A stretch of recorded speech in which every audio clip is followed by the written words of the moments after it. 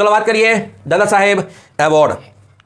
તો ભારતના જે સિનેમા જગતના જે ભીષ્મ પિતામહ કહેવાય છે એ છે દાદા સાહેબ ફાલ્કે, એટલે કે father of the Indian cinema. કેમ કહેવામાં આવે છે? કેમ કે 1913ની અંદર ભારતની જો કોઈ પ્રથમ સ્વદેશી મૂક ફિલ્મ હોય ફૂલ લેન્થની તો એ છે રાજા હરિશ્ચંદ્ર, જે બનાવે છે દાદા સાહેબ ફાલ્કે. ઓકે, આ તો વાત થઈ મૂક ફિલ્મની. તો બોલતી કઈ હતી? એ હતી આલમારા. રંગીન કઈ છે? રંગીન પૂછાય તો કિસાન કન્યા છે. ઓકે, બેક ટોપિક આવી જઈએ દાદા સાહેબ ફાલ્કે એવોર્ડ. તો તાજેતરની અંદર 2022 માટેનો 54મો Dada Saheb Phalke life time achievement કોને આપવામાં આવે છે? એ આપવામાં આવે છે આઈ એમ અ ડિસ્કો ડાન્સર અથવા તો જીમી કહી શકો છો તમે, મિથુંદાને. કોને આપવામાં આવે છે?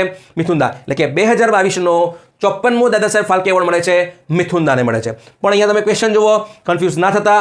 અહીંયા લખ્યું છે મેં દાદા સાહેબ ફાલ્કે ટેલિવિઝન એવોર્ડ. કયો છે? Television award. એટલે ખાલી હું અહીંયા વર્ડ એડ કરી દઉં કે ટેલિવિઝન એવોર્ડ કોને આપવામાં આવે છે? ખ્યાલ આવે છે? જો પૂછાય છે